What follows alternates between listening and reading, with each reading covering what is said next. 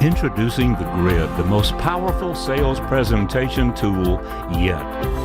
This is a tool that comes out of the Excelling library. Excelling is helping buyers sell themselves. In the post-pandemic era, buyers are familiar with our products and services to a greater degree than they ever have been before. Buyers are more sophisticated than ever.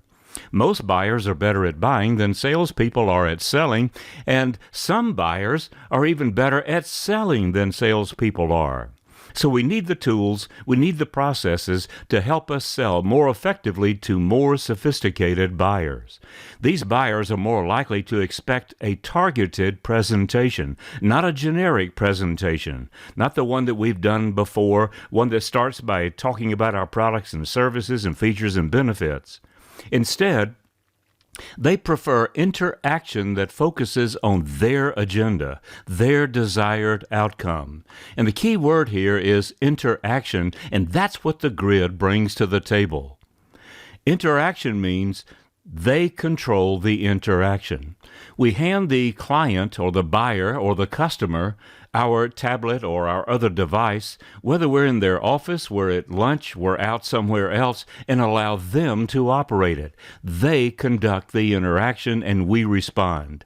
The grid is the ideal tool, and it has three elements: technology, content, and delivery. It builds on PowerPoint, and before you start thinking about why we shouldn't be using PowerPoint, you've heard of death by PowerPoint. It's boring, it's unattractive, it's ineffective, it's time-wasting.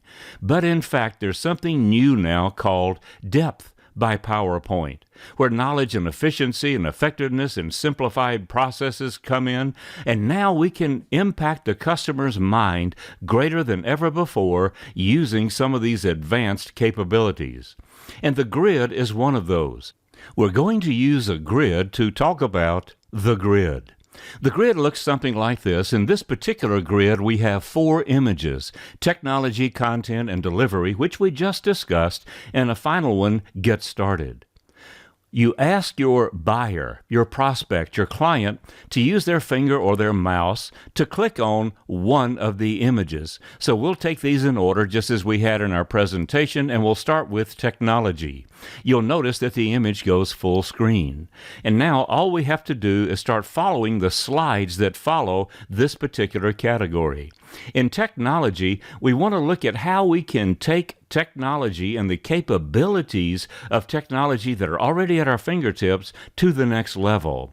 So first of all, you'll want to learn to build a grid. The way you can do this most effectively, the way most people do, is to go to YouTube and in the search engine type in PowerPoint Slide Zoom, PowerPoint Zoom. As long as the words PowerPoint and Zoom are in there, it'll probably bring up a tutorial. You'll want to separate your slide deck into meaningful sections. So the sections that I have here are based on what we're going to be talking about, but maybe you'll want to have a quality section, innovation, features, testimonials. It's unlimited. You can have as many as you like or as few as you like, but they're meaningful so that you can discuss these things with the buyer. If quality is important to the buyer, they will click on quality. The grid can follow introductory slides just as we did here. You don't have to start your presentation with a grid. The grid can be further into your presentation. One section can be used and needs to be used for closing, so that when we're engaging the customer, we remember, why don't we ask for the order? Why don't we do what we need to do to bring the sale to closure? There are some advanced capabilities of this system that we won't go into right now, but understand there are subsections and add-ins, and what we're doing here is just introducing the capability. The next one we will look at is content. The content in a grid presentation is different from what we would use in a face-to-face or typical presentation. The content has to be modified to make the best use of PowerPoint. So we're going to follow the PowerPoint best practices. These are updated regularly. So if you haven't looked at improving your PowerPoint skills and editing recently, you want to go back and do that. And of course, YouTube is the place for that. For instance, PowerPoint should be in bullets so that the information comes up in small bites, it's animated, and it's relevant. The sections that you develop should address the most common issues you know you're going to face when you're in front of a customer or a prospect. And they are the best possible tool for the complex issues. You can use charts and graphs and videos and other things to explain complex issues in easier to understand terms. In your grid, you want to have talking points, or in your PowerPoint, you want to have talking points, not the details. Keep it simple. The fewer the words, the better. Graphics and charts and all kinds of information can be included, and you can use media in short bursts. In other words, don't put a long video into one of your slides, but make one that's 3 minutes or less. You'll notice that as I complete each section, we go right back to the grid. The next category is delivery. How are you going to deliver your message using the grid? Presentation skills have changed significantly for people who are successful making presentations either in person or virtually. As the most powerful tool yet for presentations, we want to look at how we're going to deliver a great presentation with the grid. The key, of course, is practice, practice, practice. This is not something you can do the first time out of the chute. And there's two kinds of presentations where you can use the grid. The same grid can be used in person as well as virtually. Let's look at in person first. Will you have introductory slides? Typically, we will. Maintain eye contact with the buyer. Don't let the technology become the show, where the two of you are both looking at the tablet or looking at the computer. Maintain eye contact with them. Even if they are looking at the tablet, watch them, read the body language, observe their eyes. What are they looking at? What are they looking for? Make sure that your device is easily viewed by the buyer. Don't make it easy for you to negotiate. Make it easy for them to negotiate. And once you've gone through the grid, or each element in the grid, ask the question, did I or did we cover that sufficiently? Did I or did we cover that sufficiently? Let's look at how you would use the grid in a virtual presentation. It's best to send information ahead of time. Send them an interactive PDF or at least a PDF so that they will have some materials in front of them, because they're going to be watching your grid on some kind of device and you will actually have to operate it. But we want physical interaction from them, so if you give them something where they can take notes or they can actually interact with an interactive PDF, that's even better. Always double-check the technology prior to the presentation.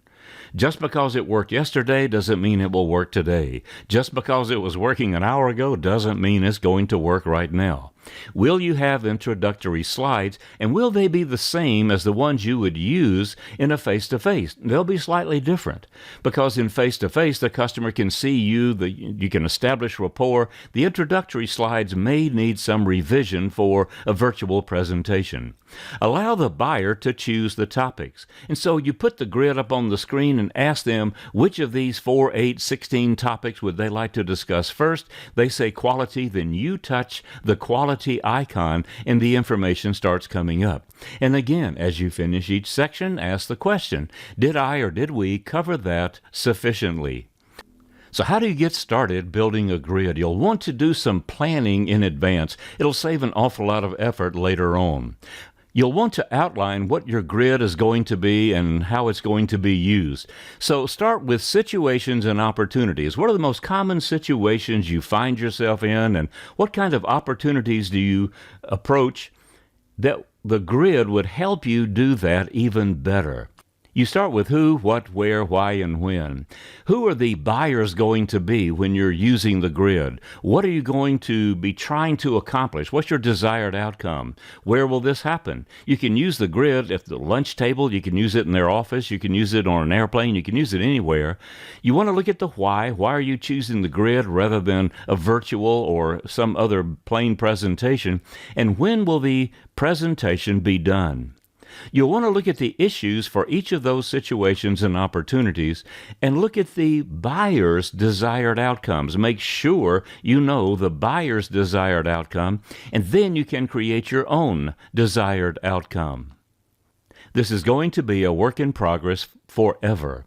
You'll find yourself adding additional slides, removing slides, maybe adding additional sections. Revising and editing slides will become commonplace as you experience more opportunities and more usage in the marketplace.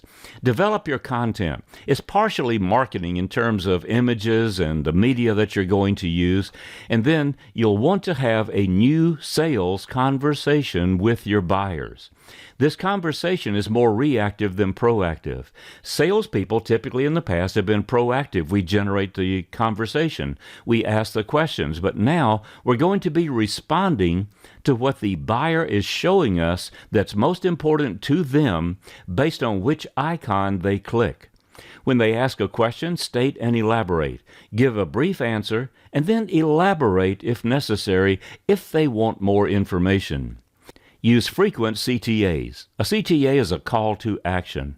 Close early, close often. After each image has been clicked and you've gone through the slides, that's where you want to ask, what else do you need to know? Are you ready to move forward? Did I make that clear? Do you need more information? You're constantly trying to close the sale when you're looking at the grid. So when we look at the idea of the grid, the customer is choosing the topics and we are responding. It's different. This comes from excelling. You see the icon in the lower right here. This comes from our excelling curriculum, and we can use this to sell more effectively even in the excelling world, especially in the excelling world. It's the most powerful sales presentation tool yet. We're helping buyers sell themselves. That's what's happening in today's world. Buyers are going into the internet. They're learning things about us. They're networking with other people. They may know more about us than we know about them, and that's often the case. We can help you. If you want to develop a grid, let us help you do it. It'll build the grid much faster, obviously. We will teach you as we go. My goal is always to work myself out of a job, so you will learn as your grid is being built. It will start better. It'll be built better. Most companies and organizations, when they're building their grid, build one and then completely dismantle it and start over because they're learning how to build it. We can save you that aggravation. Begin with best practices, the best practices of using the grid. You don't have to reinvent the wheel, and you can learn from other people as well. I'm Chuck Reaves, and I'd love to help you build and use your grid. I can help you with the technology, with the content, and with the delivery. This is my contact information, chuck@chuckreaves.com and www.chuckreaves.com. Teach others.